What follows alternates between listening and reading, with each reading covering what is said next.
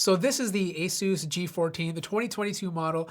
And when I saw this announced at CES, I got super excited because the last two models, they were good, but they were missing standard features you'd find on every laptop.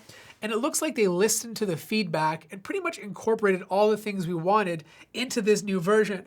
Now it does look like the previous one. It's a bit deeper because it's now using a 16:10 display.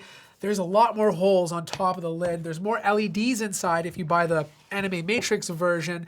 And quite frankly, don't buy the Anime Matrix version. Like, why spend more money to make the back of your laptop light up? It kind of reminds me of like a cheap Vegas casino. Save the money, buy a better version of it with a beefier GPU, or use it on some accessories. But you can see that here, right? Bigger holes, less of them.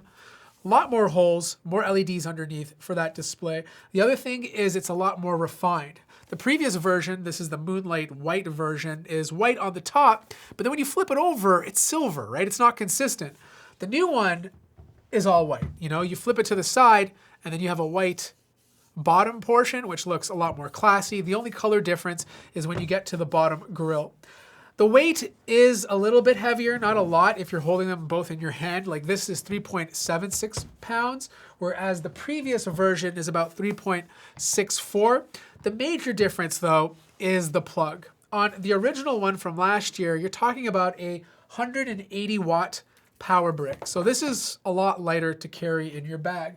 The new version, because it has a beefier GPU, has to use a 240 watt power brick. So it's about, I don't know, a little bit bigger than the previous one, and you will notice it. When you're carrying both of these things in your bag, this is about 5.27 pounds, whereas this is about 4.83. Other little differences come down to the back. Like, if you don't remember, the old one has like a flat Zephyrus logo, whereas the new version is just taking the little grills and spanning it all the way across the back and then stamping the Zephyrus logo right in the middle. The other design difference is the back of the new version has a chamfered edge, whereas the previous version does not. The port situation is kind of the same, but the new one has one additional port, so you still have the same placement with your power connector at the back. HDMI 2.1, this connects directly to the GPU. You have a display port that also acts as a power connector, so you can connect USB Type-C up to 100 watts and charge it.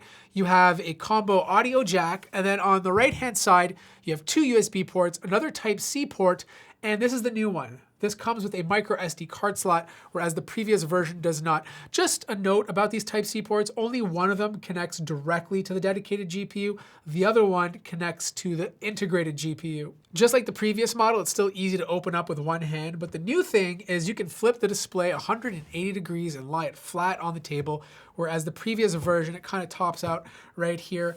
The keyboard deck is nicer. It is all white, which is good, but the keycaps have this like green tint to it. It doesn't look like it's the same color as the deck. Like, it just feels a bit off. The beauty, though, is you don't really have that much of an issue of seeing the RGB behind it because you can change to any color, right? The previous version, it was only white, so it kind of blended in. It was hard to see the keys at night. This guy, you can change to any color, so seeing those keys won't be an issue. The next thing to note is that the speakers have been moved to the top. They're no longer on the bottom like the previous version, and the speakers actually sound really good on the new version. Definitely better than the previous one. The keyboard layout is still very similar. They feel nice and tactile, about 1.7 millimeters of travel distance, and of course the arrow keys have been increased in size since there's more depth on the deck to make them a bit bigger. Power button is in the same location, and they also added macro buttons to the top four keys so that you can customize it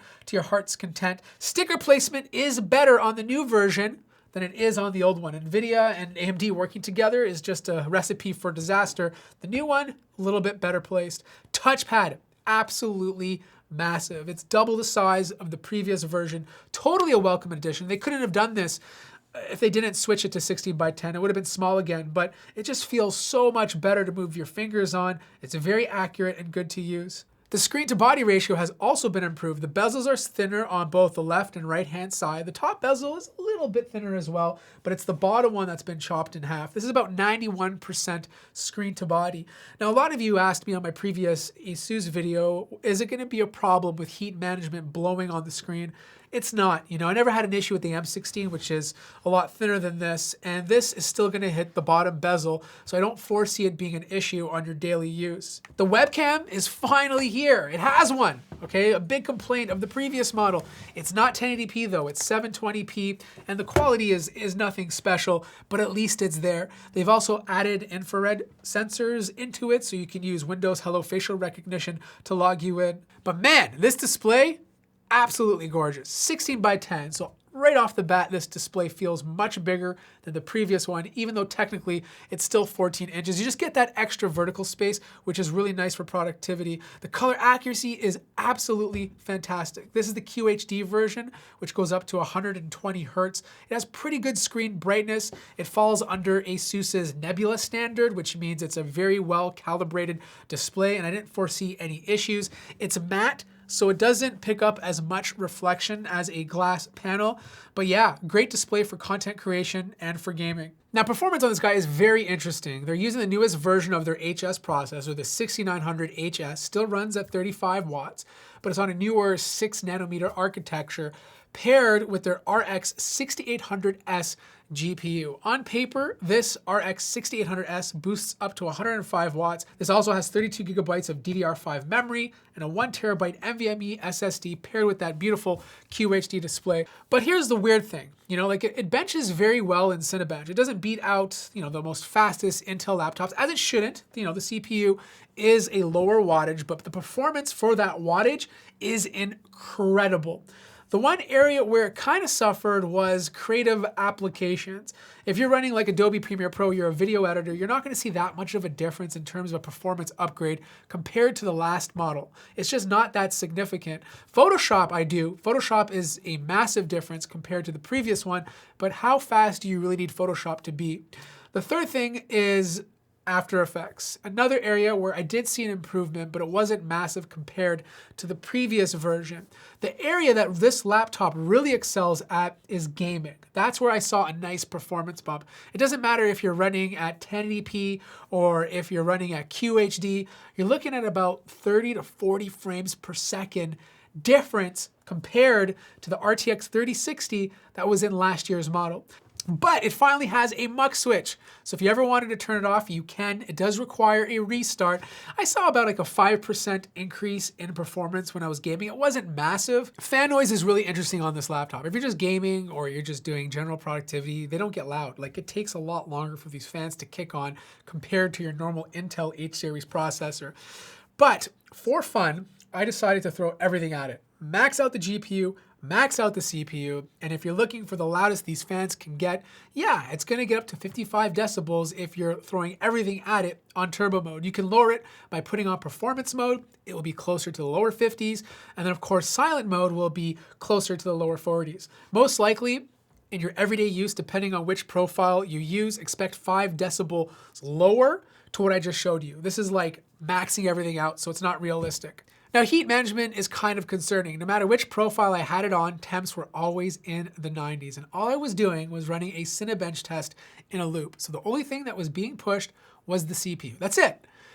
But I decided to turn on the GPU or do something to push the GPU as well. And what happened was the laptop completely shut off. So it does get a bit too hot. I think ASUS needs to go back in there, update the BIOS, or do some sort of fan management, maybe reduce some of the PL2s so that this thing stays cooler, because right now it's a bit too hot for my liking. Now internally it's tight, and it's tight for a good reason because there's a lot of stuff going on. You have a vapor chamber cooler at the top. You have some customization on the back plate, which I personally think adds a nice touch to it, especially if you open this up for the first time.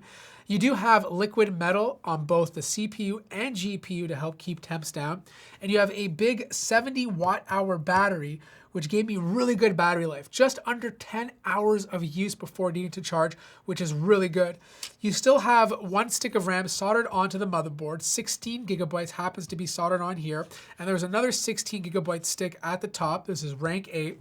And then you have 1 slot for your drive. The speeds on this were definitely not Gen 4. It was very reminiscent of a Gen 3 drive, but this is supposed to be PCIe Gen 4, so hopefully if you put in a Gen 4 drive, you'll get faster speeds to go with it. So here's the thing. There's a lot of great things about this new design. the 16:10 display. It finally has a webcam. It's still light and portable as the previous one. There's a little bit more performance packed inside, but a couple of things concern me. One, the heat management still needs to be tweaked. And two, if you're a creator and you have the previous version, this is definitely not much of an upgrade. If you're buying this strictly for gaming, which is, technically what ASUS is marketing this towards, are gamers who want to game on the go, then yeah, you will see a nice performance jump compared to the previous model. What do you guys think? I'm really curious to hear what you guys have to say, because I know a lot of you guys are passionate about this laptop. So please let me know in the comment section down below. I'll place a link to it in case you want to pick it up. But yeah, that price tag, it's a lot more to swallow now. So that's another thing to take into consideration. Like the video if you liked it, subscribe if you haven't already, and I'll see you guys in the next one.